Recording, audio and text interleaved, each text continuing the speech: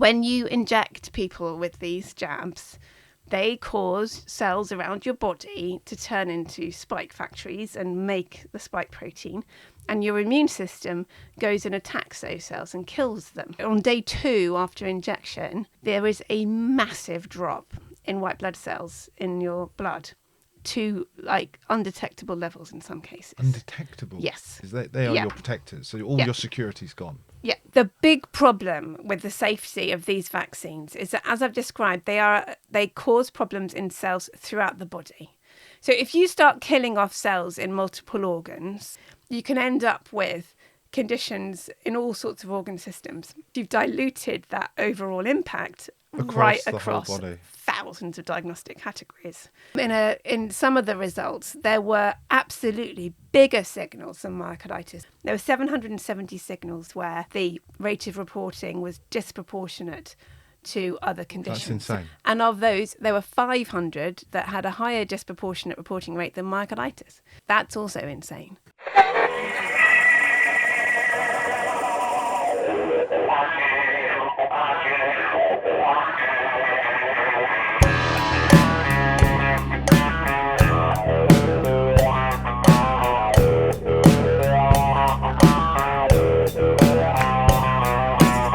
Hello and welcome to the Resistance GB podcast. My name is Will Coleshill, at Will Coleshill on X.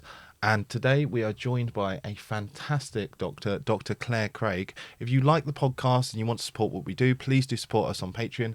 Clare, do you want to introduce yourself?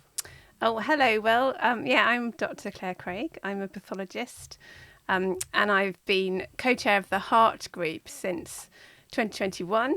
That's the Health Advisory and Recovery Team, and we are a bunch of experts, professionals and experts in all sorts of different areas who've been talking around COVID issues and other medical freedom issues. So it's all coming out then? It is. It's incredibly slow because we don't have any backup at all and never have had from the mainstream media. And so, we're entirely dependent on people like you and independent media to report what the actual evidence has been saying and has said all along. But because the evidence hasn't changed, the message is finally getting through. And actually, there was an article in the Times yesterday where they were talking about focus groups. And the guy who they were interviewing was complaining how focus groups keep bringing up COVID when they're meant to be talking about something else. And they said that 37% of the public now think that the pandemic was an attempt from the government to gain more control. So, the messages do get through. And, it does feel like a little bit of a win, even though it is painfully slow. So we've got over a third of the population now? Yeah. Oh, wow. Yeah. So people waking up, I think, why do you think people are waking up? What is it? Is it just speaking to friends? Is it seeing people around them? Is it the alternative media? I think the alternative media has been really, really important. But I think people don't know whether to trust it. And so friends absolutely are important because people do trust their friends and they listen. And, you wouldn't start listening to alternative media without somebody you trusted talking about something first. But I think ultimately it's none of that. Ultimately, it's the evidence. If you can point people to facts and show them why they are true, that's what gets people to believe them. The mainstream media have lied so much and contradicted themselves so much that people have lost trust in those particular topics because it's clearly not true. So if you had to pitch what you're trying to expose to someone who was completely alien to it, or maybe they'd heard something, what would your pitch be? What would you say to them as the headlines? So the headlines for me are, during the COVID period, foundational medical ethical principles that we have based, Western philosophy on and medicine on for generations were utterly disregarded, along with civil liberties, in a manner that you cannot ignore. You can't one day say this doesn't matter. We don't have to worry about informed consent. We can ignore bodily autonomy for now and then pretend that precedent hasn't been set. You have to look back and say, that happened, that was wrong, and we're never going to let that happen again. And that's what we're fighting for, is to get to that point. And of course, the first step in that process is to get people to recognise what happened. And we're still sort of there at the moment. And so what were the consequences of what actually happened? So the point is that in the societal structures that we have, we give up all sorts of power in order to live in a civilization. So you say, okay, well, there's certain, things I'm not going to do, like break laws, because I want to live in a nation that has a legal structure that works and that has criminal law, and that will be beneficial to me. And I'm not going to have complete freedom over what I do, because I want my community and my friends to have a set of rules that we abide by, so that we can look after each other. That's how societies work, right? You can't drive at 150 miles an hour down a residential road. Right. Okay. So, you have these rules and we agree to abide by these rules. But where that sort of encroachment has always stopped in the past was at the level of our bodies. The thing that you do have ultimate power over and that you do get to choose about is what happens to you as a person, to your individual self. And so any discussion with a doctor, no matter what the doctor's opinion was, ultimately it was your choice whether you would accept or deny a treatment based on the advice that you were given. And that's incredibly important. And it's important because we ought to be able to refuse treatments even if they work, because we ought to be allowed to decide what's best for us, because we're the only person that understands our own needs. And so doctors need to respect that. They can just say, okay, well, I think I would do this in your shoes, but if you want to do something different, that's fine. And that was ended. And it was ended in such a way that it wasn't just the doctors saying, I'm going to do this to your body. It was coming from government. We had what we ended up with: centralised bureaucratic testing regimes for medicine and centralised prescription of vaccines for an entire population, not on an individual level. And so you've ultimately come to a point where the government has said, I'm going to decide what goes into your body. And that's very, very problematic. Isn't the government looking out for us? They are. I mean, that's actually, in some ways, one of the most frightening things about it is that there are absolutely people within the government and absolutely people within the bureaucracies around the government who have this honestly held belief that they were doing something for a greater good. And the fact that they believed that is what made them so zealous and made it so frightening, because they thought they were on the side of good, and that gave them some kind of freedom to go to extremes. And that needs to be pulled back from. The idea of a greater good, even that phrase, inherent in that phrase is the idea that there is some sacrifice. Somebody somewhere along the line, some minority has been sacrificed for a greater good.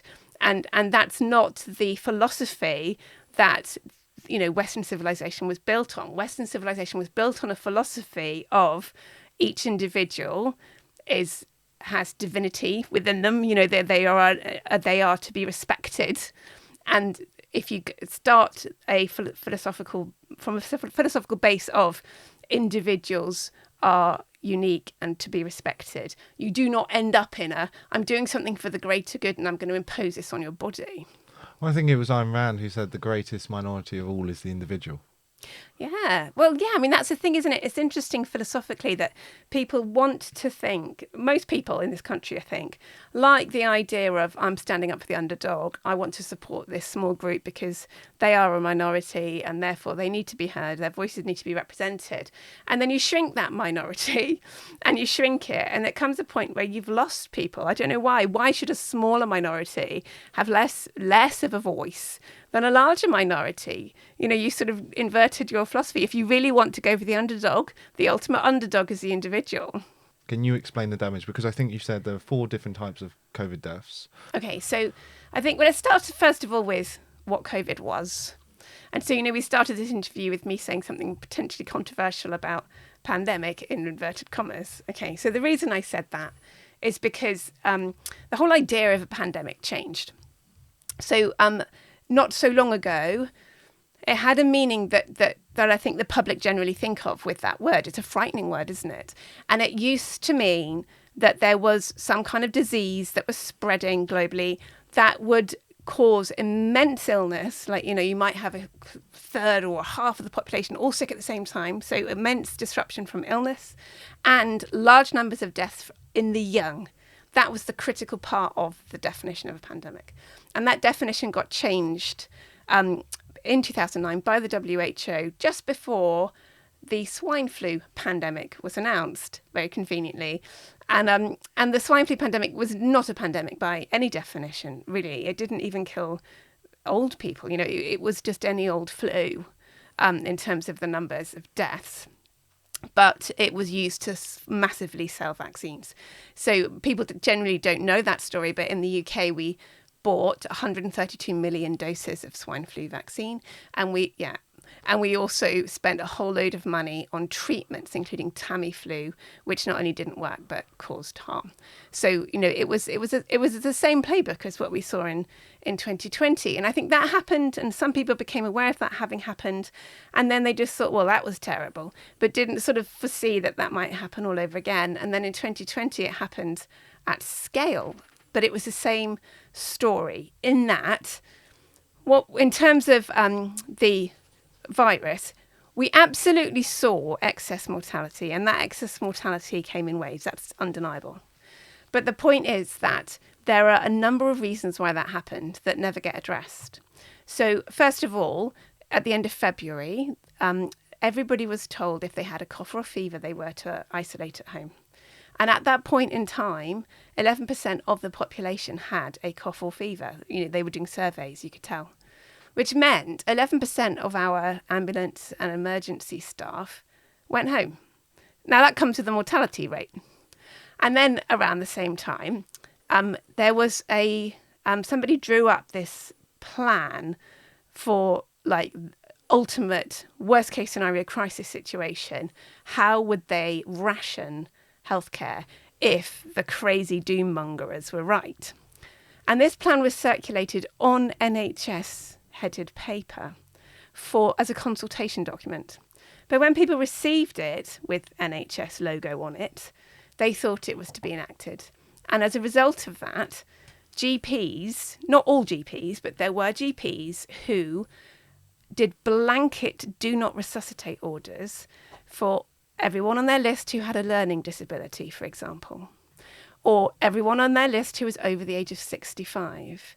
And at the same time in hospitals, patients over the age of 65 or whatever, people seem to pick different criteria, but they were also given do not resuscitate orders. So just leave them to die. Well, even if they're, they'd be perfectly fine. Leave them to die, as if it's some sort of war zone and you can't save no, them. actually, yes and no. Yeah. No, in that's not what a do not resuscitate order used to mean. That used to mean, give me all the treatments, give me, do everything you can to make me better, but should my heart stop, don't resuscitate me. That's what it means, and that's how people are consented into signing that's what they want. And in a lot of cases, it makes perfect sense because resuscitation is not brilliant, to be honest. It's worth it because it works sometimes, but it fails most of the time. So, 90% of the case, you're dead anyway. And then in the small fraction of people who are going to recover having been resuscitated, a good chunk of them end up on intensive care after being resuscitated. And intensive care is not a place that people survive if they're already frail. So you're prolonging a death in a really quite unpleasant, undignified way. And so it makes sense if you are frail to say, give me all the treatments, try and make me better, but I don't want that. Okay? The thing is that during COVID, the hospitals had blanket policies that they were not going to admit people who had do not resuscitate orders. So it went from, don't resuscitate me, but treat me, to all healthcare is being denied to these people. And so, obviously that comes with a mortality rate. And one of the factors in that is that people with learning difficulties had 6 times the mortality rate of other people. Now, respiratory viruses do not know your mental capacity. They do not. You will be infected at just the same rate, and your physical health is fine. There should be no difference in mortality rate for people with learning difficulties. But there was this marked difference because of how they were treated by other people. And that then was used to say, oh, well, people with learning difficulties are at really high risk, we better jab them. And that argument is still being used, that they need to be vaccinated, when actually their mortality rate was entirely down to policies, nothing to do with the virus. So yeah, that's another mortality rate. I could go on. I will go on. So they left people with mental disabilities to die, denying them healthcare. That's what happened. Yeah. Oh, go on.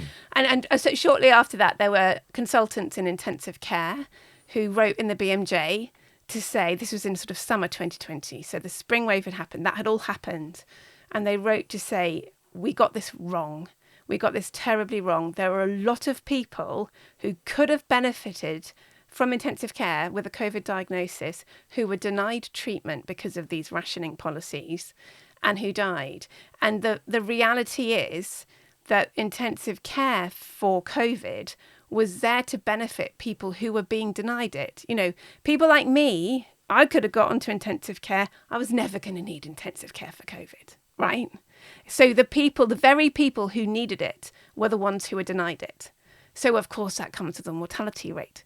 You know, that's the problem. We've got all of these policies that were going to create more deaths. And one of the policies was around what happened if you were sick at all, actually. So if you've got someone who's sick with a cough and a fever and it's getting worse, they'll call their doctor and say, I'm sick. And in the past, like pre-2020, that doctor would assess them for pneumonia. And if they thought they had a pneumonia in the community, they would be given antibiotics, 3 tablets of antibiotics. And then should they get sick, they'd go to hospital. But, you know, early on in the illness, they'd be treated for pneumonia. Now, that was true whether or not the pneumonia was caused by a virus. And it was beneficial whether or not the pneumonia was caused by a virus, because viral pneumonias, when they're problematic, it's often because you've got bacterial infection on top. Yeah. But also the antibiotics themselves have some antiviral properties and anti-inflammatory properties. So you're not only preventing a bacterial pneumonia, you're also treating the viral pneumonia. And overnight, those treatments stopped. So you can look at the prescription of antibiotics over the course of COVID, and instead of it going up during a pandemic, which is what all of the pandemic plans predicted and said, you know, you have to stockpile antibiotics for these viral pneumonias, they went down. How much? Oh, significantly, like really markedly. I can't put a number on it from the top of my head, but there was a marked drop in antibiotic prescriptions. It should have doubled, tripled. Exactly. It halved or something like that. Yeah. And so obviously, if you go to any situation where there's no virus spreading and you stop treating people for pneumonias in the community and in hospital, people were being denied antibiotics even when they went to hospital. People on intensive care were being denied antibiotics. It was madness. And so, of course, those people were more at risk of dying, and a lot of them died. And they died of COVID because, you know, they got a positive test result. But these are people who were not necessarily going to die because, you know, people have this idea that this wave of excess deaths was because of a virus attacking and causing inevitable deaths because it was such a scary virus. And that's simply not true.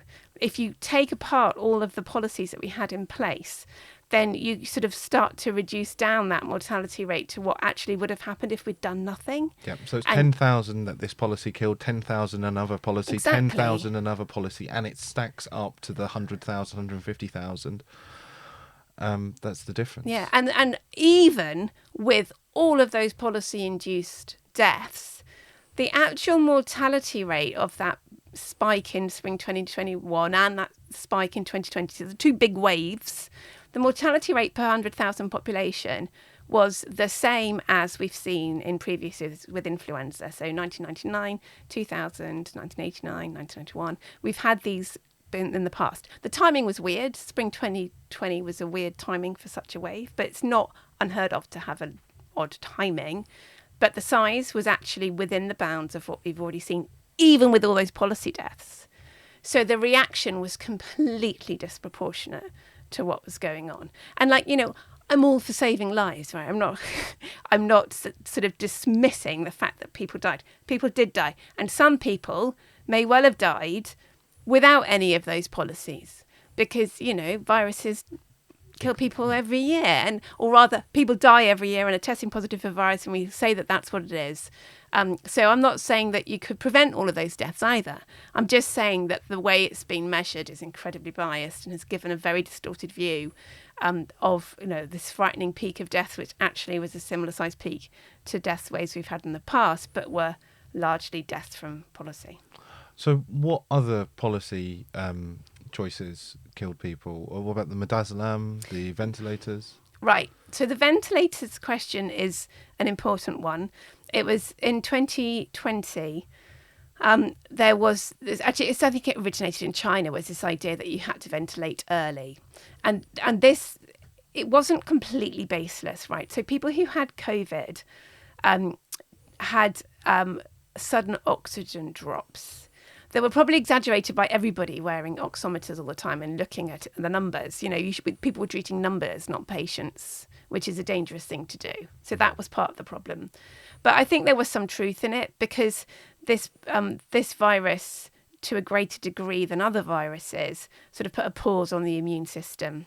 And then the immune system would be busy sort of taking aim at virally infected cells, but the sort of signal to fire was delayed until a lot of it was taking aim. You save fire, and then a lot of cells die at once, and you get that sort of cytokine storm through the blood that damages other organs, and you get damage in the lung, which drops your oxygen levels. So the doctors were all very frightened of the sudden oxygen level drops and were putting people onto ventilators before that happened, in a way that was extreme. So you had people who were being told, we've got to go and ventilate you now, and they're like, can I just say goodbye to my wife? And we're having phone calls and speaking calmly in full sentences before going off and being intubated. And that never, ever happens. Like, the choice to ventilate a patient is normally when they're already very, very sick and they certainly can't sit up and chat. And that's when they can't breathe for themselves. So can I just clarify, a ventilator is where they put the tube down the throat? Yeah, although, either down the throat or in a tracheostomy through the neck, so that you're not damaging the vocal cords. Right. But there are also ways of providing oxygen where you simply have a little plastic mask and it just generally wafts oxygen in your face and you breathe in some pure oxygen coming out of tank. So a lot of people with COPD will have a mask, and when they need it, they'll go, right? Yeah, or right. you could have a low level of oxygen just running constantly, pure oxygen coming through to increase the oxygen supply for that person. Why weren't they doing that? There's two answers to that. One is that there was this great fear among the medical staff of spreading and catching this disease, and the WHO and the NHS and others were saying that there was a risk of aerosols from these breathing apparatus. So if you can get a tube in someone and their breathing is all done in an enclosed system, you're safe. Right. So there was an element of, people have said this, doctors have been interviewed saying that felt very wrong to be prioritising our needs over what was best for the patients. The other answer is in terms of just pure how much oxygen was being used. And those CPAP high pressure oxygen machines use a lot of oxygen. So they were sort of rationing the oxygen by using ventilators as well. But what was key was that by summer 2020, the evidence was out that this ventilation had killed people, particularly like the classic papers from New York, and the numbers in that were dramatic, that the mortality rate had been 90% of people on ventilators. So you're like, well, what's the point? You're meant to be saving lives and 90% of them are dead. And that was not happening elsewhere. It did not happen with other diseases when they're ventilated. And when people were left without ventilators, they had a more than 10% chance of survival. They did. So what was key is that in summer 2020, they admitted this was wrong, and they said, actually, there are better ways that will save more lives. And that became protocol everywhere. So yes, people did die from being over-ventilated, but the numbers were quite small. So, for example, in the UK, for the whole of 2020, 10,000 people ended up on intensive care with a COVID diagnosis. So, the total numbers in terms of the excess mortality, ventilation was not what caused the big peak. And then we were going to move on to Midazolam and morphine.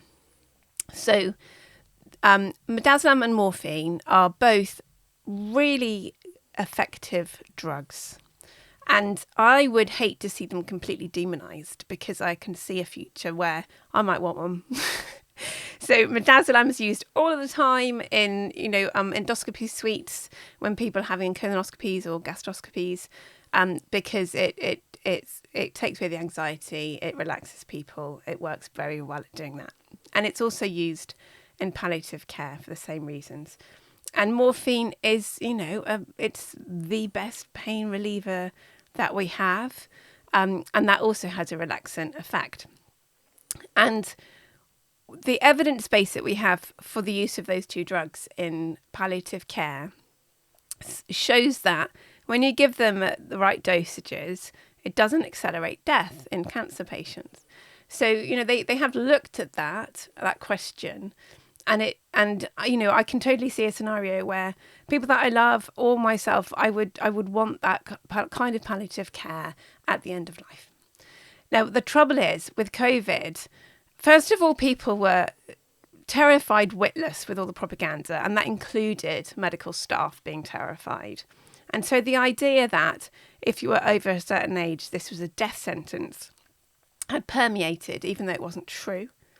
So in reality, even the oldest age groups, at the worst point of the disease and with all of those deadly policies, had an 80% survival. So it was never a death sentence.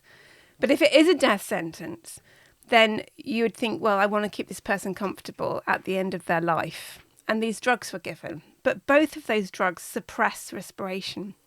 And we don't have an evidence base for when someone is sick with an acute respiratory infection and are dependent on their drive to breathe to survive in giving those drugs. Having said that, there was one paper that showed that when those drugs were given in some COVID patients, it had the effect of allowing them to breathe more deeply. So if you're in a panic, relaxed, right, yeah, if you're in a panic and you start breathing very superficially, you could see how just being calmed down can cause you to breathe more effectively. So, that's the counter argument, is that they helped people to breathe more effectively. But I don't think that was the only circumstance that they were given in.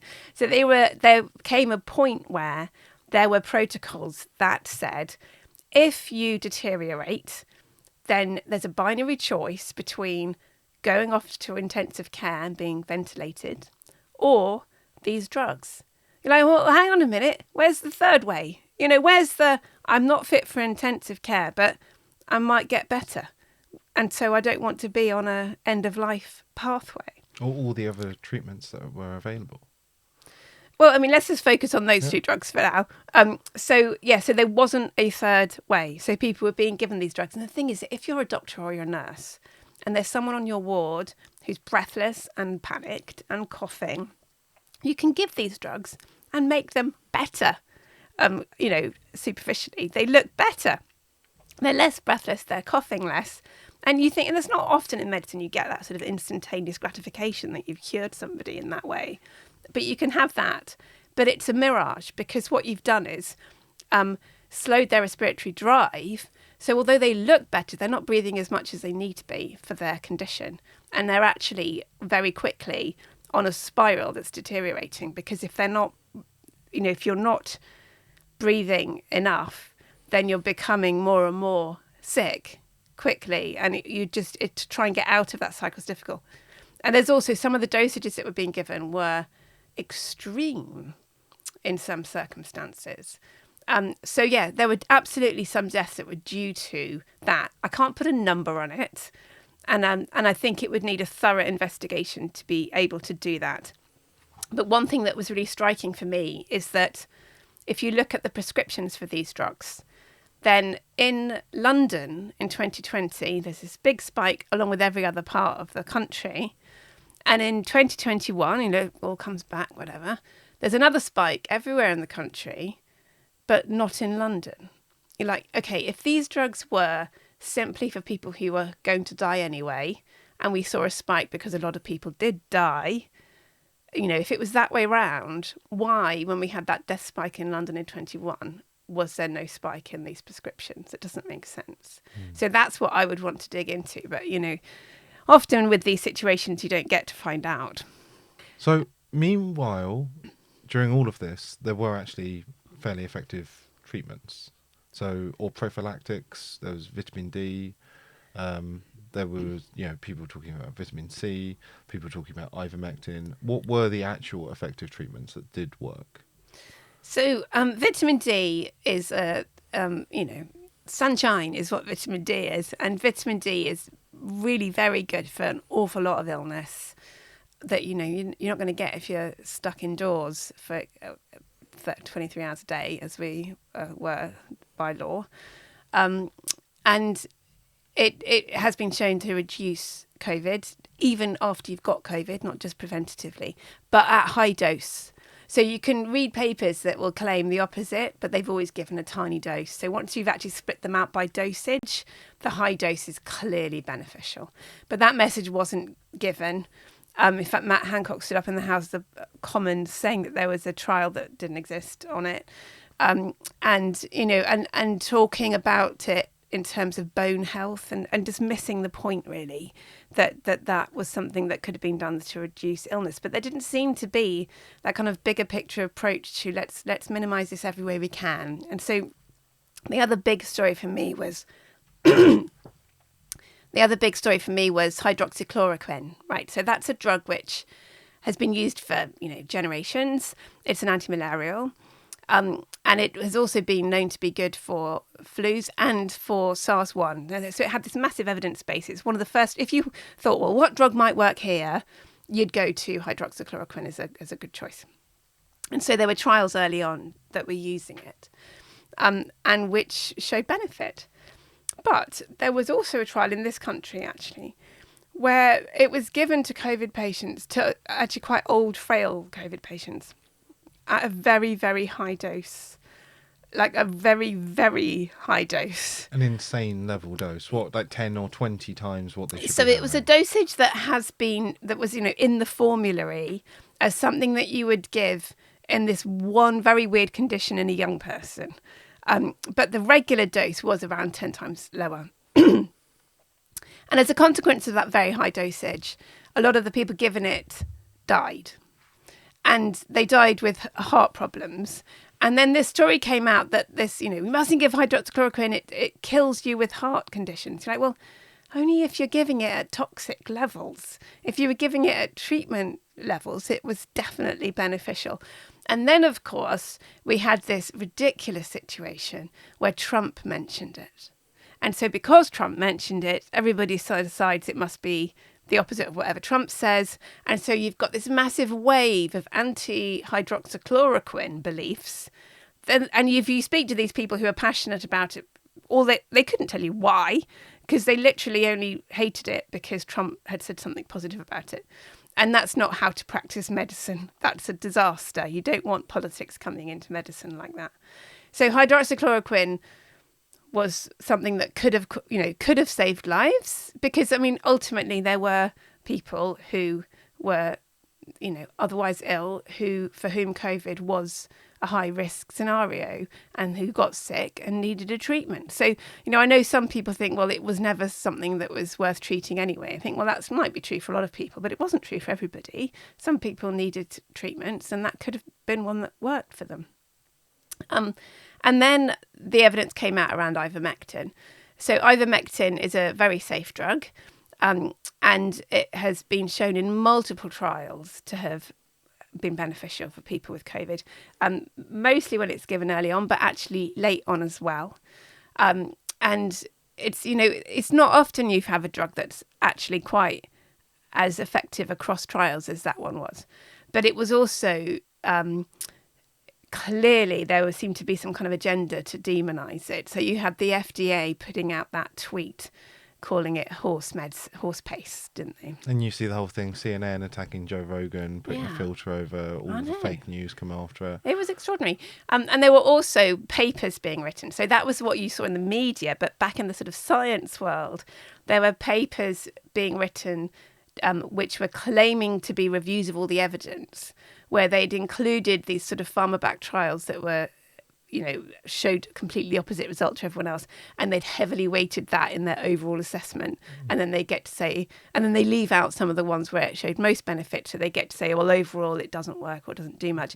You're like, well, that's just really duplicitous and not good science. It's clearly science from a view of politics again.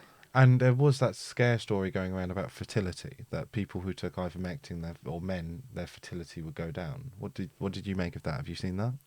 I have read that. And, I think the thing is there have been a lot of scare stories about a lot of things. And I don't know the answer. I don't think it's been properly checked.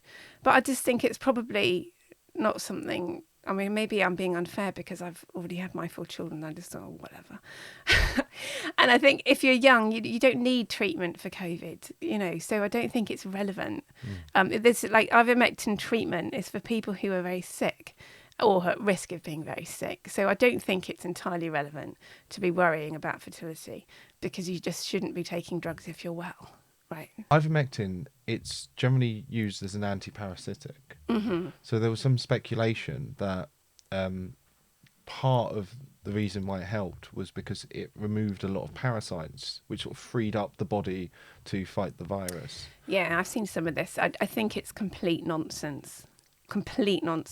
And I think I think it's actually another strategy to try and attack ivermectin, is to make out that that the people who are supporting it think everyone's permanently infected by parasites. Like, there's no evidence that that's the case.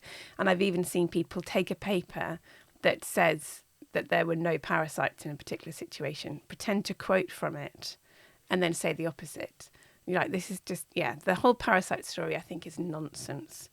And I think ivermectin works in ways that make sense in COVID. You can see in the lab, in vitro, the effect it has, and it's anti-inflammatory, and it's got antiviral properties, and it's got anti-spike properties. It's actually got multiple means of working. So it makes sense. You don't need to imagine parasites in order for it to work. So tens of thousands of people have died because they weren't treated or they were mistreated. But then that brings us on to the jabs. So what is the situation with these jabs? What makes them so dangerous? Okay, so first of all, let's go back to what we were saying about the treatment. So if you're very sick, you need a treatment. Like, we ought to be treating people, even if there's a drug that we don't know everything about. Even the situation's different if you're sick. If you're healthy, you shouldn't be taking drugs, right? Because no drug is absolutely safe. Every time you're sort of adding a chemical into a body that's already functioning, you're risking doing more harm than good. So that's like that kind of ethical principle that you take a different approach in the healthy and the sick got lost somewhere along the line. Then you've got the situation that in America, they legally couldn't have an emergency vaccine if there were treatments that would work. And so you've now got a for demonising all of these treatments that were clearly working. And you've also got, as a result of all those policy-induced deaths, when we were in 2020, a lot of people honestly believed that their lives were at risk. So you've got huge amounts of fear propaganda, a big number of deaths on a tally, and, you know, the government going health for leather saying the only way out are these vaccines. And that created what was really a cult-like atmosphere where people were looking to the vaccines as a saviour. That was the only thing they could do to save their lives and get out of this awful situation. And it was really dark, all of that, really, really dark. Well, you look at mass formation psychosis throughout history, you know, the state of fear. Yeah, it was. I mean, we lived through it. We were all there. It was horrible. Anyway, so the vaccines having been presented as this, you know, saviour, were originally intended, like if you read what people were saying in the positions of power back in 2020 about them, there was so much caution. They were being really sensible. They were saying, well, you know, we're going to do it for those who are at risk. Obviously, it's not going to be for anyone under the age of 50. Obviously, we're never going to give it to children. They're not at risk. And, you know, we don't know everything about them. They're new and we haven't had a chance to properly test them. We're going to do this with some caution, but just enough to see us through. That was what they were all saying. And then there was this switch. And the switch, obviously in the UK, the switch came with trying to rush and be the first to approve, which we were. In the US, it had come with the election. So just around the time of the approvals, there was a change in politics. And so the same individuals like Peter Hotez, who had been actually very cynical about these vaccines in public, became vaccine pushers for a different administration. So again, it was very politicised. And the vaccine approvals, even at that point, there wasn't an intention to vaccinate people that weren't at risk, and there was still some conversation about levels of risk. But that all seemed to just go out the window, to the extent that it wasn't overnight. I think I remember this very, very clearly, because I was in the group talking about what was going to be next, and we were saying, well, they're not going to give it to people who are, 40, or they're not going to give it to people who are 30. Well, they're not going to, and obviously all the while we're thinking they're going for the children, they're going to end up for the children. And actually there had been the first comment about vaccinating children was in mid-2020. And then, of course, they did. And I mean, honestly, I couldn't believe that line got crossed. It was, there'd been a crossing of line after line after line, red lines, and then they started vaccinating children and pregnant women. You're like, this is just insane. It's completely insane. These products are novel technology. They've never been used before outside of clinical trials. And you're trying to inject the whole population for a disease that is not a threat unless you are old and sick. And then, as we've heard, and that's probably because you're not being treated properly. So it was madness to do that. And what we saw with the vaccine rollout was in December 2020, this massive spike of COVID that was simultaneously across the country.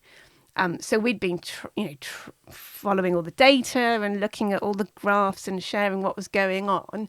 And what you see would be these kind of little sort of wriggly lines in one area as it increased, and it would be decreasing somewhere else. And there was a sort of organicness to how the virus was doing its thing. And then overnight, just as with the vaccine rollout, every single corner of the UK had a spike simultaneously. So from Anglesey to the Isle of Wight, the Shetlands, all these places that were out of sync with the mainland, they're all going at once. That's awfully convenient. I mean, I to be honest, I've never quite worked out how much of that was a vaccine and how much of that was changing the testing. I don't know which one it was, but that spike was weird. Did they change the number of cycles? Well, I mean, you can do things that would alter test results. But there are lots of different labs doing the testing. So actually, you're sort of reliant on being able to command lots of different labs to do something badly. So I don't think they would have done that overnight like that. But I don't know what was going on. I'm only looking at what came out. And the thing is that when that happened, we thought, well, that's strange, right? So we didn't say we knew what it was, just that was strange. And then what we then saw was that countries were rolling it out at different times. And every time a country rolled it out, there would be a massive spike in COVID. And we literally had headline after headline. Chile has new spike in COVID despite vaccination rate. Hungary has spike in COVID despite high vaccination rates. It became a running joke, this same phrase being used again and again every time a country started to push the vaccines. And so we thought, well, that's also strange. And then by within those first few months, there were lots of work done to try and show how effective they were. So Public Health England, as it was then, and SAGE and other researchers were gathering data and looking at what was happening in the early rollout. And what was happening is that in the first 2 weeks after the people were injected, their risk of COVID was through the roof. So you'd get an injection, and instead of it protecting you, you'd be at higher risk for a temporary period. And you'd be sick, and you'd be flooding into the hospitals. And they were trying to get their head around it and writing about it in a very honest way. You know, I think they were surprised by this result. And they were saying, well, what is it? Is it people turning up at vaccination centres and catching it there, having been shielding? It wasn't that. Is it people partying because they've let their guard down now they're vaccinated? This was during lockdown. It was happening in care homes, which were heavily locked down. It wasn't that. Is it because people are actually coming to hospital with vaccine side effects and it's being misdiagnosed? It wasn't that, and they were testing positive and they were dying, and you know, all the rest of it. And it was because when you inject people with these jabs, they cause cells around your body to turn into spike factories and make the spike protein, and your immune system goes and attacks those cells and kills them, which is problematic in itself. But it also means your immune system is incredibly busy. And in that, on day 2 after injection, there is a massive drop in white blood cells in your blood to like undetectable levels in some cases. Undetectable? Yes. And those are the ones that kill the viruses, deal with any diseases. They are your protectors. So all your security's gone. Yeah. You've just been denuded of your immune system in your blood. And so, you know, it's actually, when you're breathing in these viruses, it's the mucus layer in your lungs, and the immunity in your lung is what's critical, not the immunity in your blood, which is why the vaccines don't really do anything. But if you're hammering the body like that, then you are making people sick. And when you're sick, you're more susceptible to, you know, having a viral infection. And so what we saw was there were more infections and more COVID deaths in that period. And the data was everywhere. It was in the clinical trials as well. There was this risk, very high risk early on. But afterwards, people who had been infected in that 2-week period were then immune from that variant. So you were kind of in one of two groups. You were either never going to have a problem with that particular virus because you were immune to it anyway. So that was what most people were. So any one wave is only going to be a problem for about 10% of the population. The rest of us are just bystanders. Or you were going to get sick at some point during the wave, but your infection has been made early because you got injected. And then after you've had that infection, you're immune. So what they were doing was ignoring that 2-week period when everybody was sick and dying, and then looking afterwards and saying, look at this. Then nobody's getting sick after these vaccines because we're only looking at the period 2 weeks afterwards. And they weren't. Like, you can look at that, and they weren't. And the unvaccinated people would carry on in the trajectory they always would have had. And they could compare the two and say, oh, it's 90% effective. And it looked like that in the data. But it's an entire illusion based on what happened in that 2-week period at the beginning, that all you've done is made the same people have their cases earlier and then ignored it, and then looked later on and shown the mirage of immunity. Because they weren't counting anything that happened with jabs up to 2 weeks after the jab. And that wasn't just in the trials, that was in all of the studies. Like every single study, they would say, oh, well, you see, vaccines, they can't do anything for 2 weeks because it takes that long to get an immune response. So we can ignore the first 2 weeks and then measure it after that. And the same people making that argument are the people who will tell you, oh yeah, vaccines, they can only cause a side effect in 2 weeks, and anything that happens after that's not related to the vaccine. Like, there's something wrong with how these people think. It's been fantastic. The stage is the best stage I've ever performed on. The people were fantastic, you know, being here, everything about this place, the freedom people, the crazy flat earthers, everyone, it's fantastic. Here we are at the beautiful festival with this wonderful Gaunt's house run by an eccentric. He likes the rough and ready nature of people who are genuine. Join a host of speakers including Tess Lorry, UK Column, Richard Vobes, Clive DeCarle, Mark Devlin and more at what may be the Freedom Festival of the Year, Sounds Beautiful, June the 26th to 29th. Not forgetting amazing music by Victorious, Raw Milk Conspiracy, Slipknot, Matt Hoy, Soon T, Who by Fire, Malcolm Bruce and more. Book now using the code RESISTANCE for 10% off. So, what were the harms of the jab beyond reducing the white blood cells? Because there are loads on the list. People talk about Bell's palsy, myocarditis, pericarditis, turbo cancer, VADES, nerve issues. Okay, I What feel like are I have these- to address all the ones you've just named there, because people are going to think, if I summarise it all, they're going to think I've covered all of that. And I think some of that is maybe not as evidenced as others. So the big problem with the safety of these vaccines is that, as I've described, they cause problems in cells throughout the body. So if you start killing off cells in multiple organs, some people who've got, an organ that's not brilliant, they've got some sort of underlying problem in their kidney, say, that they might never have known they've had because they've got enough healthy cells to compensate. You go and wipe out some of their healthy cells and they'll get this kidney problem they otherwise might never have had, or otherwise might have, presented years later. So if by just killing cells, you can end up with conditions in all sorts of organ systems. And each of those conditions is going to get a different diagnostic label. And for any one of those conditions, they'll say, well, overall it hasn't changed much. There's no statistical significant rise, because you've diluted that overall impact across thousands of diagnostic categories. So that's one mechanism. Then you've got the sort of autoimmune mechanism, which is true really for all vaccines, is that if you are teaching the immune system a new trick, as it were, it can backfire, and you can end up with certain people having an immune system that then attacks self. And of course, there's a bit of overlap there, because with most vaccines, that is purely an immune misdirection. But with these vaccines, because your self cells are looking foreign, you can get autoimmune-like illnesses because your body's responding in a healthy way to foreign-looking cells that have come in under the radar. So there's autoimmune type diseases. And then you've got the blood clots and the myocarditis, the ones they've admitted to in a big way. Actually, if you look at the list of what's been admitted to, it's actually really, really long, but it's never really been in the mainstream media. And so Bell's palsy and transverse myelitis, and there's all sorts of stuff that's on that list.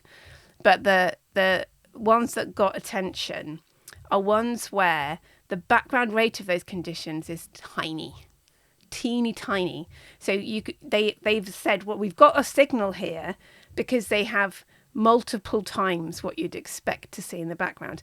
And ultimately, that is the level at which we're able to definitely detect things. But we have systems in place which have been called out historically as well, where the level of evidence that you need to say we've got a safety signal is just far too high.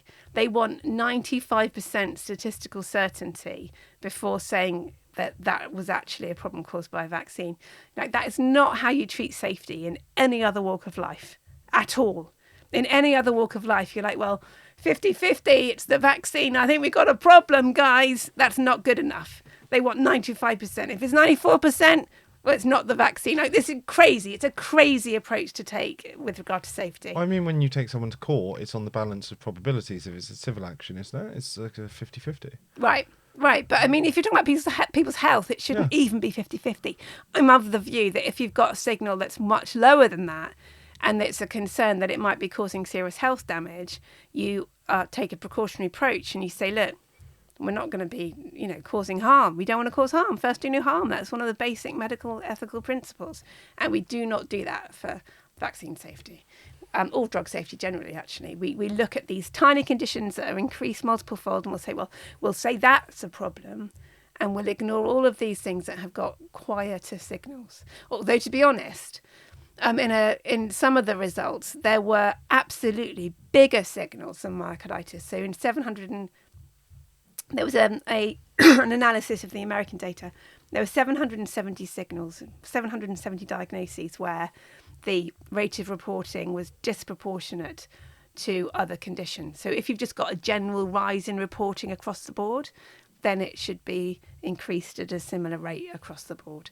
But you can say, well, we're sort of noticing this much of this disease, but look how much of this one we've got. And you compare them and say, well, this is obviously something going on. Yeah, something's happened. There's some sort of external factor that's come in and caused this. Yeah, or at least all you're saying really is doctors with concerns are reporting this condition disproportionately. Yeah. So let's look at that one. Yes. And there were 770 that were disproportionate. That's insane. And of those, there were 500 that had a higher disproportionate reporting rate than myocarditis. You're like, that's also insane. There were real problems with these drugs. But what we had was regulators who had this belief that they were doing the greater good. And so they have, the regulatory system, drug regulatory system, really took shape after the thalidomide scandal of the 60s, where pregnant women were taking a drug for nausea and having babies that had no limbs. And that safe and effective. That's how they marketed it. That was the slogan, indeed. And that, what's tricky about all drug harm is that it's not every single time. If every single pregnant woman who'd taken that drug had a damaged baby, it would have been really easy to spot.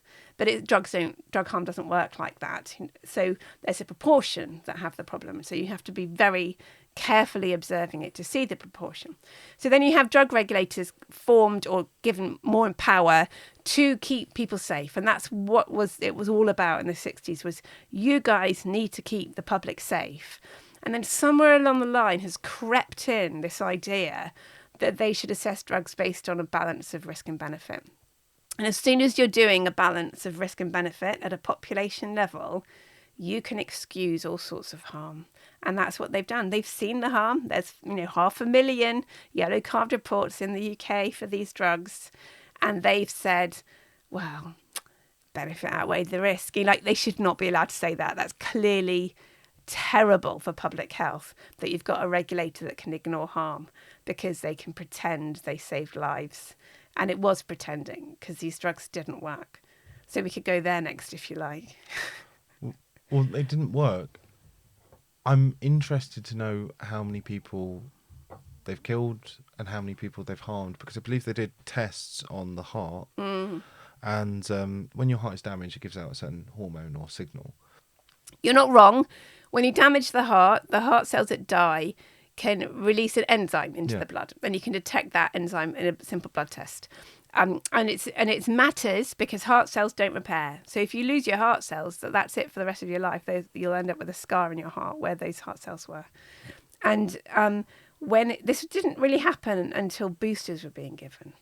And so around that time, teenagers were getting second doses. And there were 3 big studies where they did this. In fact, there were 4. There were 4 studies. In Thailand, they looked at ECGs of the heart and blood tests in teenage boys getting a second dose. And 3% of them had a rise in this enzyme after their dose, which is a huge number. So what I was saying about how most people are not sickened by drugs that cause harm.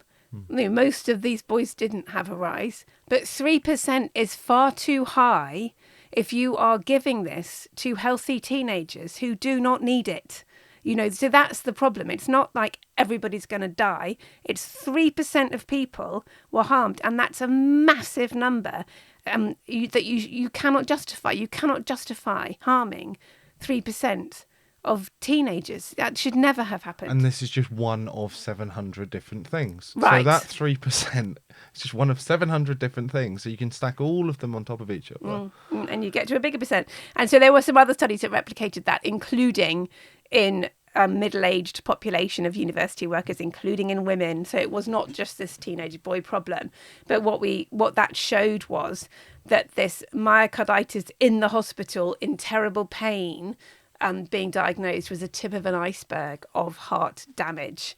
So the heart damage isn't always as bad as I need to go to hospital, but the heart's still been damaged underneath. And it leaves a vulnerability. It so does. Later down the road, let's say, they're in their 40s. You wouldn't necessarily expect someone to die of a heart attack in their 40s, but they would be more vulnerable. And you might see earlier deaths from heart attacks much younger than you'd expect in these boys. So that's exactly the right point. And we've not been doing enough postmortems.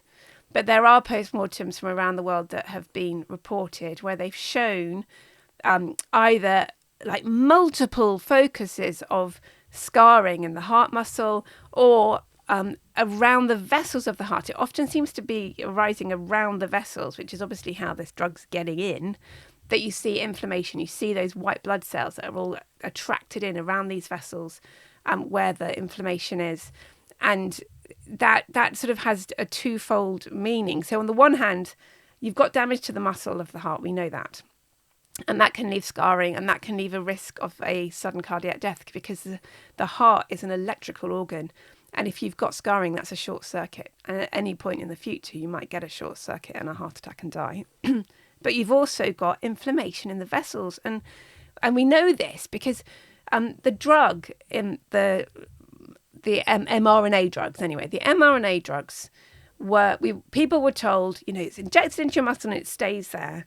And that was so not true. So they knew the lipid nanoparticles went everywhere because they were designed to. That's what they're for.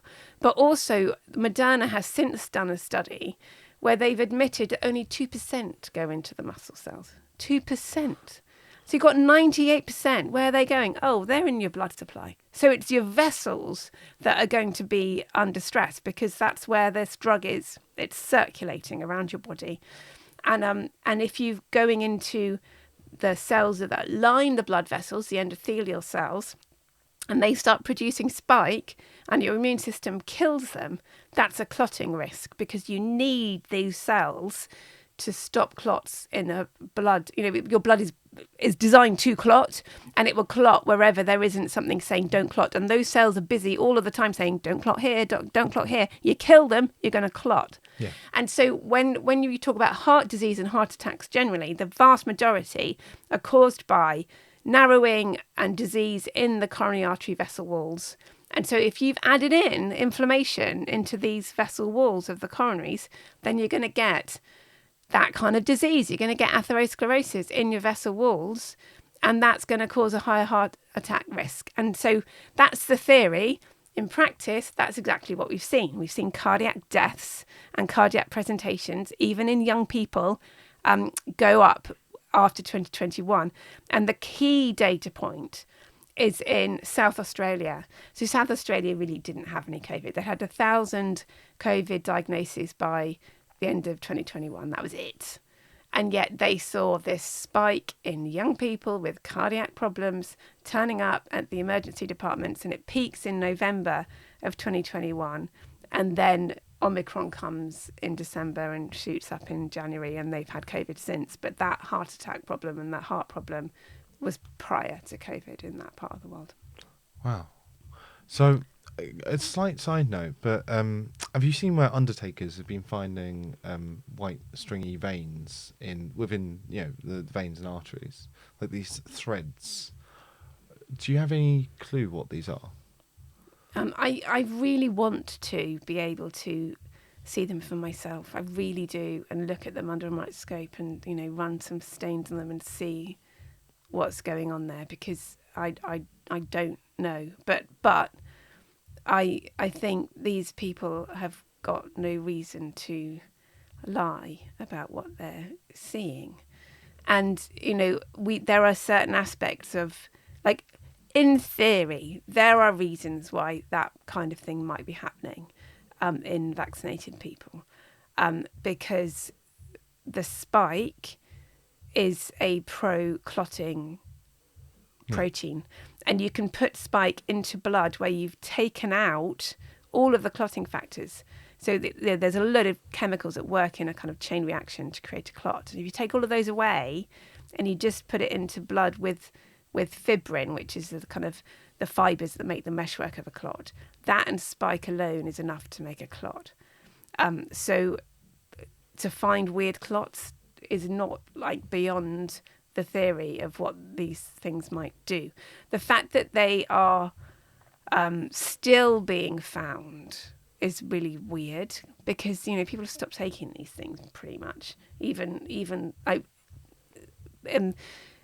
we've wound down, I think, much faster in the UK than elsewhere, and even people who are still being offered it are who is a small number, so over 75-year-olds and people with immune suppression. That's where we've got to now here for the last year. Those people are a small proportion of the population. They're not all taking it, even if they're offered it. Was the point I was making. But if people are still seeing it that much, it doesn't completely make sense to me, because I know that there are people there's a small group of people who've got this kind of post-vaccine syndrome, where they've got similar weird, horrible symptoms, and it's ongoing, but they are not huge numbers of people. And so it doesn't make sense to me that you'd still be making that. I don't know what the scale is, and I don't know whether it's starting to tail off. I mean, if John O'Looney or Wesley or other undertakers are out there, I'm sure they'll want to get in touch with you, and then you can actually take a look at these things and study them. Well, I haven't got a lab, but yeah. I mean, I could physically look at them. Well, someone could hopefully fund a lab. Yeah, well, I mean, we were talking about funding earlier. It's not easy, is it? There's a lot of people who support us, but we're often digging into our own pockets to make anything happen at all. You're broke, we're broke. Yeah. But it doesn't really pay to do the fight for freedom. Oh God, no! It really doesn't pay. It costs in every way, and yet it's sort of worth it. Yeah. Patreon, please. We make less than 200 quid on Patreon. So, looking at the overall harm that's been caused, how many people do you think have been killed by these jabs? Because that's a big question. I know it's a massive question. You've got these 700 different factors, different metrics of harm. So is it even possible? Could you give me a scale? Could you give me, is it hundreds of thousands, millions, tens of millions? I mean, this is a really important question, and one that I shouldn't dodge, but I'm going to, because there are too many factors to put into the equation. So, for example, lockdowns killed people, and lockdowns continued to kill people after they were over. And we saw in autumn of 2020 too many cardiac deaths of people aged in their 40s, right? Particularly men. But nevertheless, right, the stress of lockdown and the fear propaganda is something that we know would cause cardiac death, because it's very good evidence-based that kind of psychological stress causes cardiac disease. And there you go, they started dying before the vaccines. So you've got to try and subtract the fear propaganda deaths from the total excess deaths. And I don't know how you do that. That's a difficult sum to do. It becomes quite uncertain. And then you've got sort of, what you'd want to do. If you wanted to do it properly, you would want to have really good data on what products were given in different places at different times, and proper data sets of who had what when, and the follow-up of them. And you'd also want to know what their background health status was, because you can't do this sum without background health status. And when you're getting into older age groups, it's difficult because you've got a lot of background deaths, and so the added on additional deaths get drowned out. When you go to younger age groups, you've got a different problem, which is that younger people tend not to die, which is great, but the people who do die young, often about half of them know it's coming. Half of them are sudden deaths and half of them are expected deaths. And those people who are expected to die almost all got vaccinated. So you've got a bias there in the mortality data that you're already more likely to die if you're vaccinated. And so that becomes very hard to unpick. And the thing is that although data around COVID was everywhere, like we were just completely swamped with it in a way that is actually almost unbelievable. I don't believe all of that data was collected in the way they claim, because it would have been impossible to. But data around the vaccines is just hidden. So, at one point, the UK was really leading in terms of transparency around data, and UK HSA was publishing detailed data on a weekly basis of by vaccination status, who had what. And it started to go really horribly south for the vaccinated, and they just pulled the data. And yet, well, that's really dishonest, isn't it? But of course, it's strategically, it makes sense, because when we've got no data to analyse, there's no news to be told. if you've got a constant stream of, well, this has happened now and then this has happened, we can make news from it. But there's no news to tell when there's nothing. It's just silence.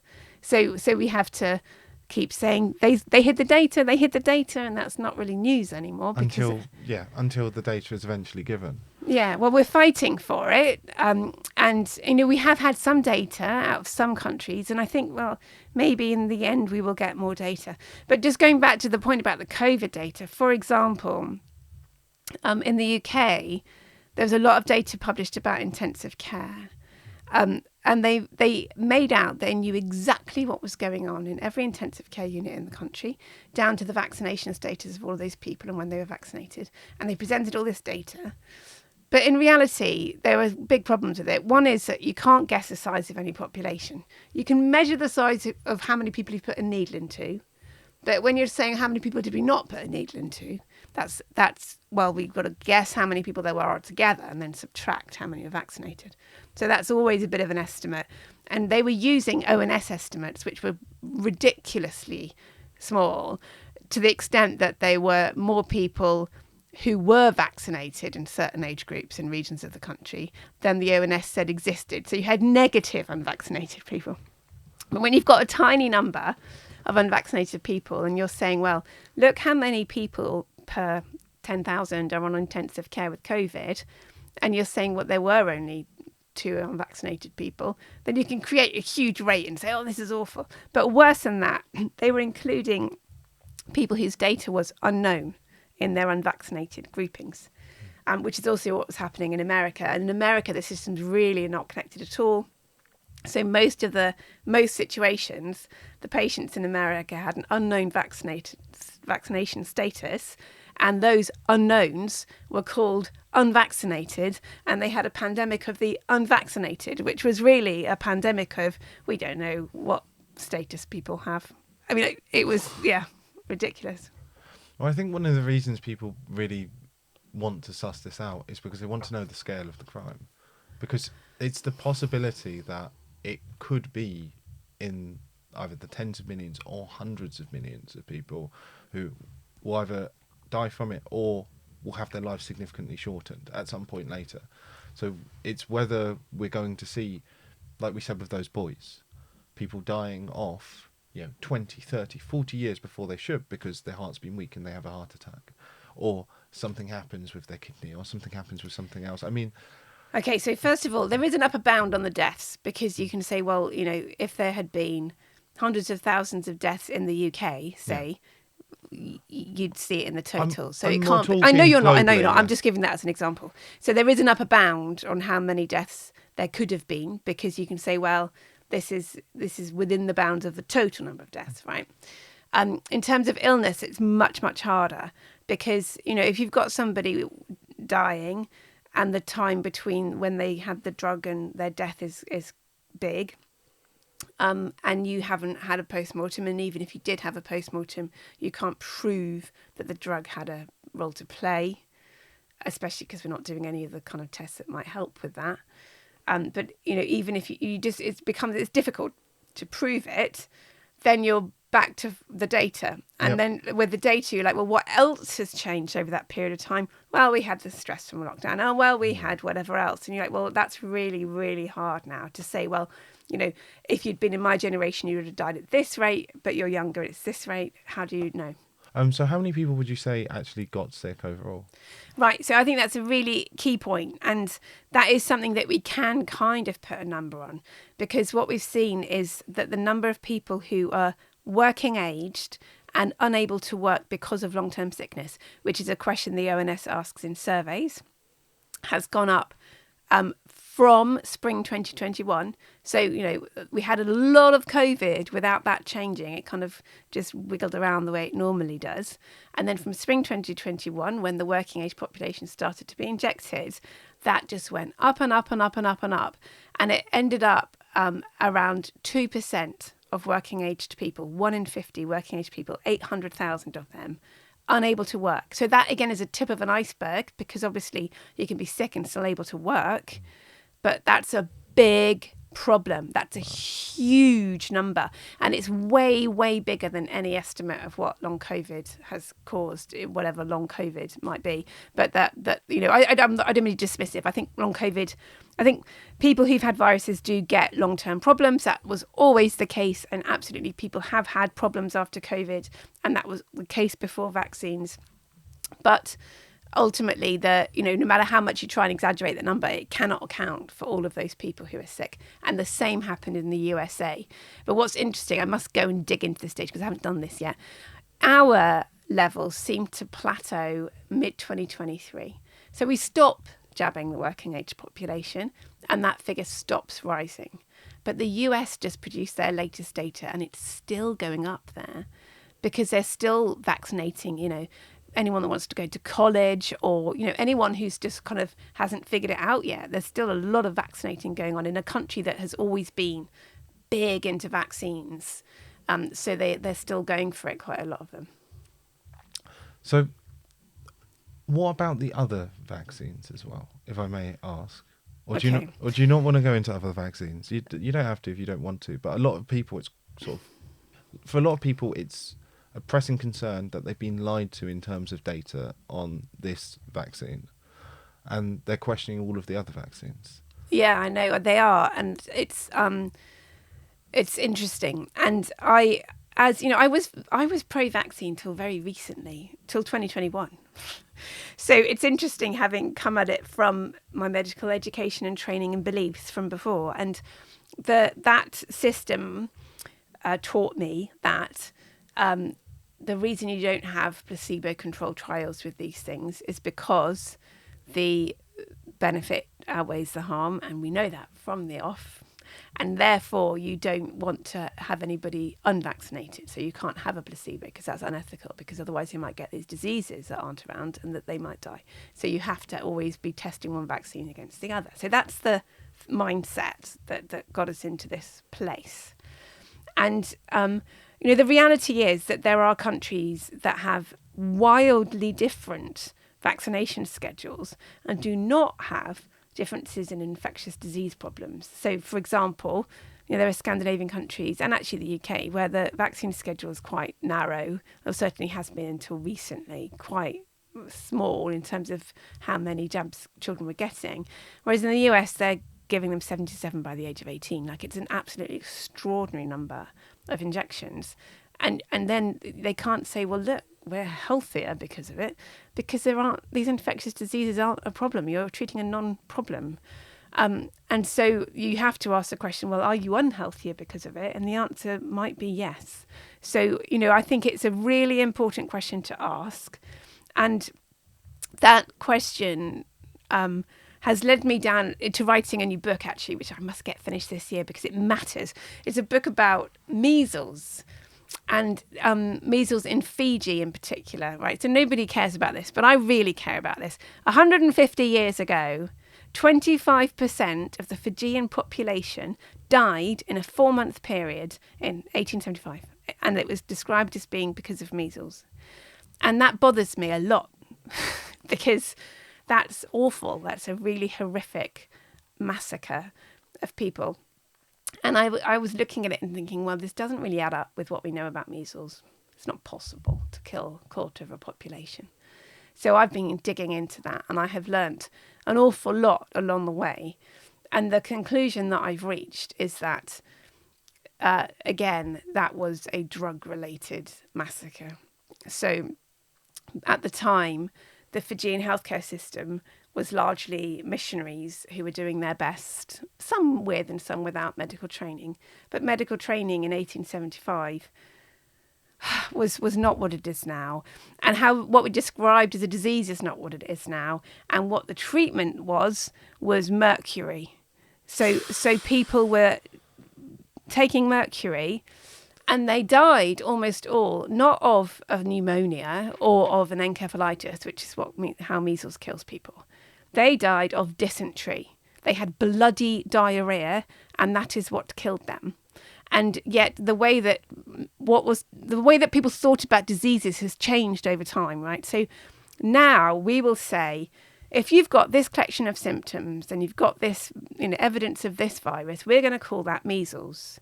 But then there was this sort of idea of like, oh, that was a nasty measles you got there with the bloody diarrhea, where, it might start off looking like measles, but literally any symptom could be added to that picture.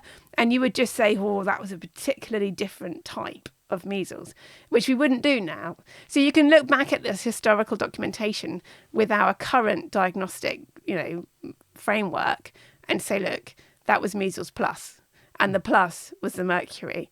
And there's another level to that story, but I'll do that in the book for people. But ultimately, I think that people have got... the other aspect of it, I suppose, is that we are told all of the time that the big public health breakthrough that stopped children dying globally was sanitation. That's always the story, isn't it? Sanitation. That's what cured it. That's what saved lives. And I think, it would have absolutely had an impact for diseases that are spread through water, like cholera. I think that it would have had an impact. But I think the bigger impact was nothing to do with sanitation. Because if you look at the trajectory of all these illnesses, the ones that spread through the air and the ones that never had a vaccine, there's like typhoid and there's diphtheria and scarlet fever and measles. These were all killing babies and children. They all fall at the same rate as they stop giving mercury. And I think mercury is what actually killed people. So mercury was the big killer? Absolutely was. It was mercury. Wow. Yes. That's bombshell. Did you have this idea yourself, or I've been working on it over the last few months, and that is the conclusion that I have reached: is that massive drop in mortality that you see from 1850 to 1900, that was before any of the other excuses for a drop in mortality, came with scepticism around mercury. So they were still giving mercury after 1900, and particularly in pregnant women, actually. And they were still giving it. They were still giving it right up until antibiotics became something you could give instead. And so, for example, teething babies in the 1950s were still being given mercury. And then that became a scandal. I think that was really the last point when everyone was like, enough now. And they sort of stopped. But it was never expressed openly. It was this kind of quiet skepticism. There were some doctors saying it. They never got a big platform. Like you said. But it quietly reduced and they stopped dying. Wow. So, because a lot of people say it's the nutrition that improved. So that would have, the factors would have been combined, I guess, that led to the drop in diseases. Yeah, I think nutrition probably has played a role. But I think mercury is the biggie. And I think also one of the things that was absolutely mind-blowing to me is that when you look at pre-Victorian death rates, you start to get onto much like dicier territory in terms of the evidence. Because you haven't got like mortality bills that we had. We had great mortality data from a long time ago in this country, but you go back a bit further and you're like, I'm not so sure now. But you do have archaeological digs where they can look at bones, and they'll dig up, burial sites from prehistory, from thousands of years ago, and you can kind of get this idea of, well, what was mortality like before mercury, and say, well, what was the baseline? And the kind of official answer is, well, half the kids died in childhood. But it's not as clear-cut as that at all.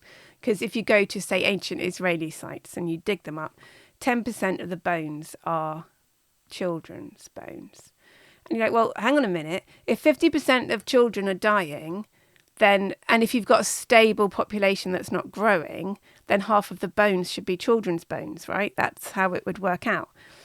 But that's not what happens. So you might have a growing population, but if you've got a growing population, there should be even more children's bones. But what the archaeologists convince themselves of is that the smaller bones get lost. And so you think, well, actually, there might be some truth in that. They're saying, well, if you die as an infant, you wouldn't necessarily be buried with the adults. You might be buried at the home there were different sort of traditions around that. So there's some truth in it. And also, babies' bones might get lost or damaged over time. Smaller bones, they're easier to break. Right. So then I said, okay, let's look at teenagers, because teenagers are big.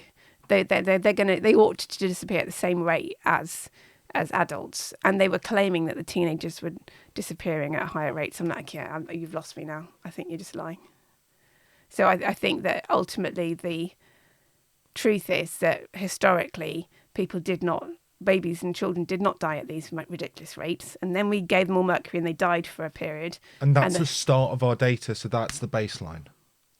Well, I mean, that's the baseline they've been using. Yeah, but that's what they consider to be normal for the past. The story is always half the kids died. No, I don't think it's true. Don't think it's true. The amount of people who died. That's millions. It's absolutely insane. Horrific. It's horrific. And it is horrific.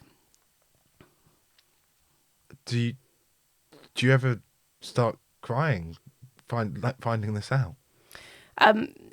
It can be an emotional thing, but mostly I kind of try to do it as a sort of pathologist. I'm putting on that hat. You're used to it. I'm analysing it. I'm just trying to get to the truth. And the thing is that it's really important because although this is history, we're living with it today because this fear of infectious diseases is driving the pandemic preparedness industry. It's driving this whole kind of idea that we have to do this and we have to do that, or we're all going to die. But this "we're all going to die" thing, it's just not based in evidence at all.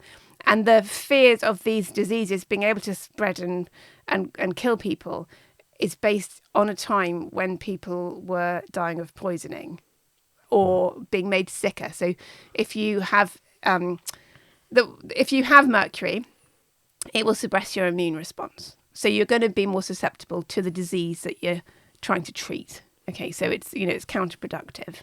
But also there's an additional problem with mercury, which is that the drug that they loved giving was a drug called calomel, which was it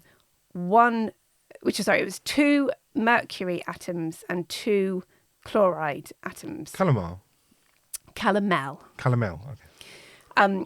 But over time, and particularly in heat and humidity, one of those mercuries would drop out and it would become 1 versus 2. Now, I might have got that the wrong way around. But anyway, the idea is that there's this other compound that is created over time that is really toxic, like 20 times higher fatality. So when you go back to Fiji, the people in Fiji were being given a drug that had come from the UK on a boat. And if it had been near the engine room for the journey, or, there's absolutely possible that you would get batches arriving in Australia and the Pacific that were really toxic. But the thing is that it's a batch effect. So these people were used to taking calomel. They'd take it all the time for everything because it was the only thing that they had. And it would purge them. That's what they thought they had to do. They believed that there was illness was inside. You had to detoxify. You'd take this stuff and it would cause you to empty in a way that wasn't necessarily diarrhea. But you would take that drug and you'd think, well, that's what will happen. But then you get a toxic batch and you take that and you start bleeding with diarrhea. You're like, oh no, I've got sicker from the disease I'm trying to treat. You say that's the badness coming out. That's the way they interpret it. Yeah, so they didn't make the link with the drug because they trusted the drug to be consistent in the way they didn't trust the disease to be. Wow. That is a huge number of people who've suffered from that. The amount of children. Are you excited with what's going on in the United States with RFK? Have you met him? I haven't met him. I am excited about what's going on and I am being patient. So the way I see it is he has, over decades got himself into a position where he can actually do something, which is great. But it's not easy. And I think, he's now in charge, but the people who work for him are almost all on a completely different page. And he can't change the CDC website. He can't change the protocols. He can't do that without convincing these people that that's what needs to be done because, it's the body, it's the institution, it's made up of these people. And so I think we have to cut him some slack, right? He needs time to turn the ship. You can't do it overnight. And yesterday was a biggie. I don't know if you saw that. He has sacked the ACIP, I can't remember what the A stands for, but that's the group of within the CDC that make the vaccine recommendations. So 17 people who make the vaccine recommendations, they're all gone.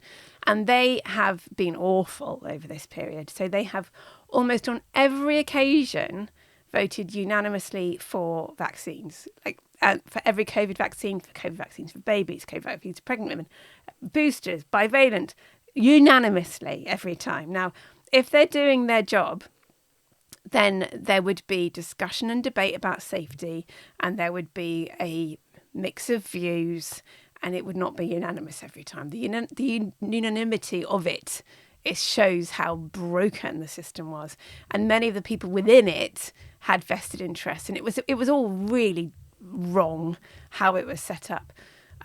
There was one time on COVID where they weren't unanimous. Actually, to be fair, there's been a couple in the last years where there's been one dissenter. But the only other time was when they had paused on the Janssen vaccine, which is like the AstraZeneca, it's the same tech, because of the brain clots.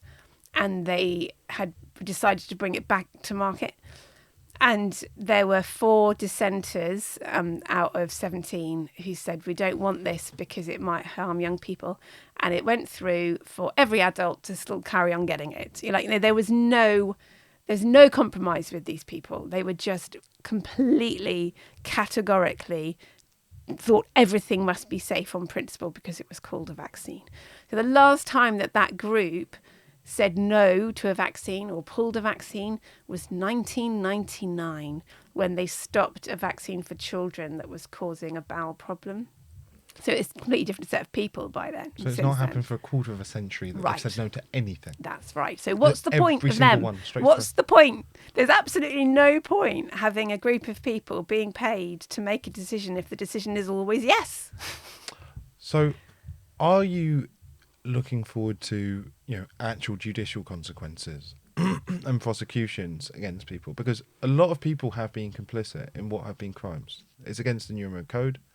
It is against, over here, it would be the Offences Against the Person Act. They've not given people informed consent. Are you looking to see a Nuremberg 2 or just mass trials of people who participated in killing or harming dreadfully a lot of people? I mean, we've documented that in our Truth Be Told series. So, I mean, this is really, really tricky.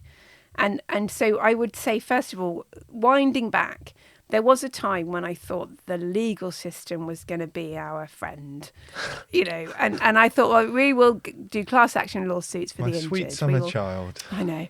We will do class action lawsuits. We will get some kind of compensation for people whose lives have been ruined. We will make that happen. And we honestly tried. And that, it turns out, we do not have a legal system in this country that supports people who are harmed by products. It doesn't work. It's completely dysfunctional. And you need funding to get any of these cases off the ground. And the funders want to take huge swathes of the money. So we saw that with the post office scandal. Do you remember when the post office Andrew Bridgen exposed? Right, yeah. And so that when the post office workers got their class action lawsuit, and they went through all of that pain of a court case to prove their point, because the money was all gone because the lawyers had taken all the money anyway. So when you realise that that's how the system works, you're like, well, why would you put injured people through that if there's nothing at the end for them? And there wouldn't be. So I'm just not. It doesn't work.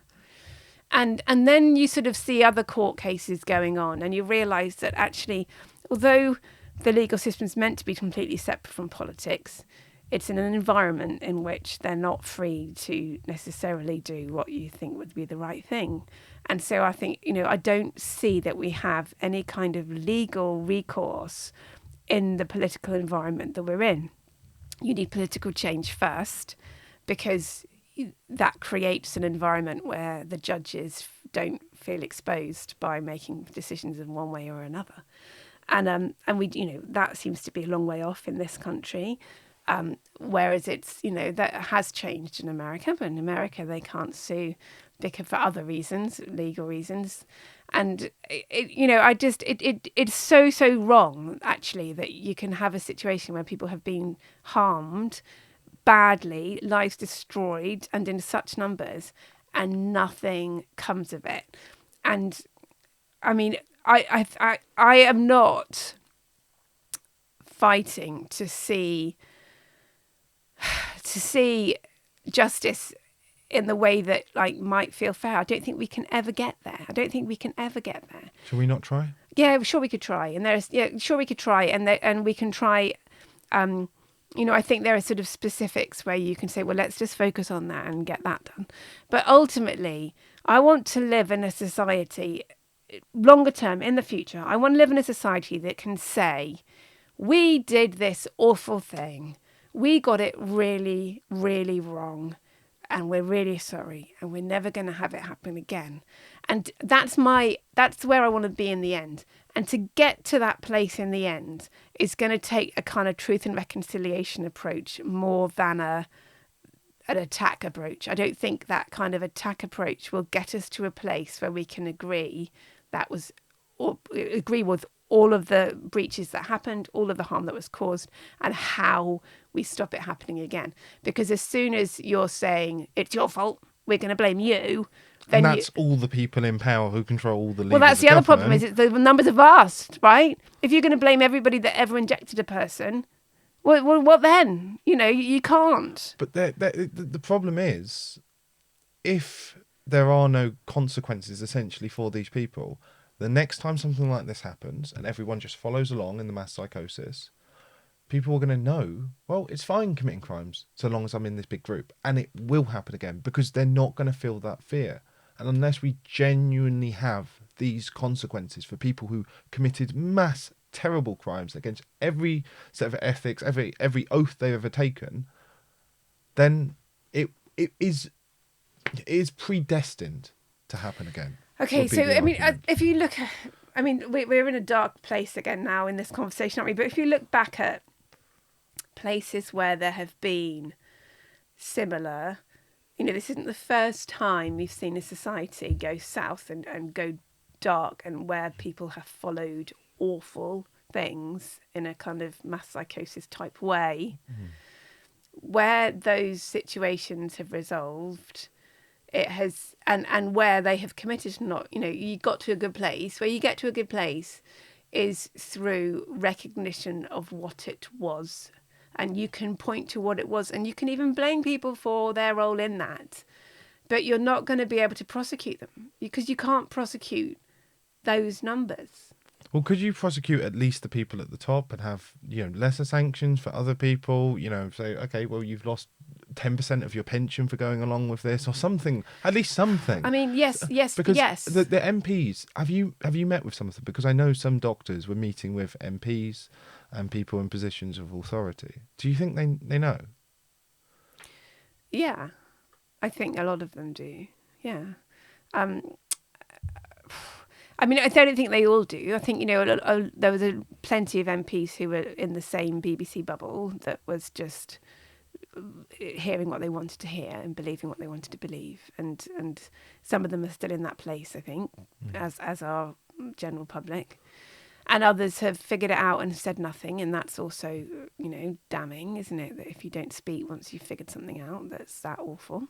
Yeah. It's basically Andrew Bridgen just by himself and a few others who sort of towed the line and say so much but not past that line. Yes, and I don't know how you solve this problem. It's a too big a problem to ask me about. I don't know the answers. I don't. Sorry, I don't mean to be too harsh on you. Well, we were discussing America anyway. Yeah. Are you interested to see the investigations into autism and also some things with regards to the birth rate? Because these seem to be some of the big concerns coming up. I know you're a pathologist, so autism, as far as we know, isn't caused by a pathogen. And the birth rate, breeding I wouldn't necessarily say is a pathogen. But are you interested to see what's going on? And are you worried about these two things, which are becoming major topics of conversation? So I am all for data transparency. I think that can only ever be a good. So I think it's wonderful they're willing to release the data. Yes. I think the fertility problem is an interesting one because it's so emotive, right? Really emotive. And we absolutely have a catastrophic fertility problem in the world. And one of my colleagues published something today on this. They're going to write a new paper looking at the rates across different countries. And you see that in 2020, nothing much changed. But there's a massive drop in births across the world in 2021. And then by 2022, it's kind of recovering. And she was thinking it's still falling. And I'm not so sure it really was. I think it was within the trend of everyone's not having enough babies. And that's a massive, massive issue. Everyone go and have babies. We need babies, right? We really do. But in this country, when I've dug into the data, what I have found is that the drop in fertility, there is a drop in numbers, has entirely been because of an increase in abortions. And we've got to the point where a third of conceptions are being aborted. And that's 250,000 babies in this country a year are aborted. It's a massive number. And so that's where you address that problem, I feel, is that I'm not for banning abortion at all. I am for saying we need to think about why this is happening, the societal reasons that are leading women to doing this. And if you want to do anything to change the fertility rate, you can do it very quickly by giving women who are pregnant and having an abortion options that they don't feel they have currently. And I think that could make a massive difference. And I think we have to address that head on. And so saying it's, vaccines are causing infertility, no, actually it's really not. They're abortions that are changing how many babies there are born in this country. And the number of conceptions hasn't changed since the early 70s. The same number of conceptions are kind of, happening. We're just aborting them in a way that we didn't in the 70s. And in the 70s, I know plenty of people who are parents of my friends or husband or whoever, people my age who married because of a pregnancy. And that was the culture then. And now the culture is you have an abortion in that scenario. And that changed gradually over time. But that's why we don't have enough babies. Wow. Yeah. Well, and the autism, I guess? The autism thing. So the autism thing is, again, very emotive. And it's also not one thing. So what has happened is that label has been given to more and more and more conditions. And so in the past, people who had a variety of different brain issues that caused learning difficulties would have been given one label. Now almost all of those people have that label and an autism label. So you've got to a position where you can't track autism over time because it's been diluted out by all of this other stuff. And so what's interesting is to focus on particular types of autism, and they're the ones that are rapid onset particularly, and say, well, let's call that something else and have a look at that, because you can't do anything until it's labelled correctly. And, as I said, data transparency, I'm absolutely for it. Whatever it shows, let's just find out. Right. So do you want to say quickly before we end what you're working on now? Obviously, people need to go and grab your book. What are you working on now? So actually, I have a book that I'm hoping it's going to be out in September, Spiked, A Shot in the Dark, which is the sequel. So when I wrote Expired, I kind of pulled the vaccine story from it because it was not finished, that story. And so I got the story out, which is Expired, which is about lockdowns and viral spread and masking and all of those stories and just what happened in 2020. And then the story of what happened in 2021 and onwards is Spiked. So that should be out in September. And then, as I said, I'm kind of working on this measles Fiji book as a sort of detective case for a bit more light-hearted reading, which I'm going to try and write without mentioning the C word and see if I can do that. So, there'll be plenty in there that reflects on what's happened recently, but I'll let people take their own view on that as they read it. Okay. And where can people find you?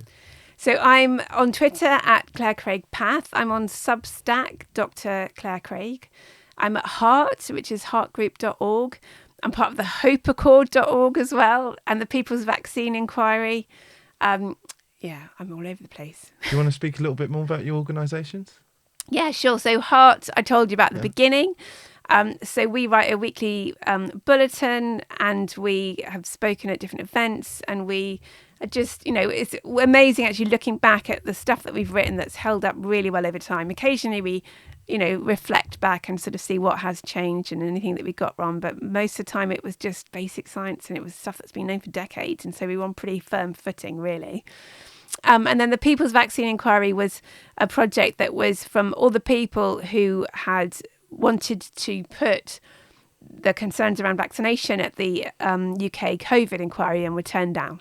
So we did our own inquiry and presented the evidence there of what was really going on, because we weren't going to be given a voice otherwise.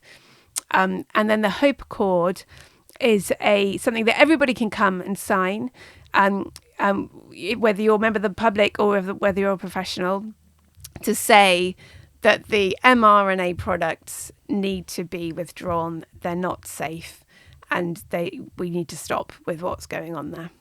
Beautiful. Well, thank you very much. Thank you, Elle.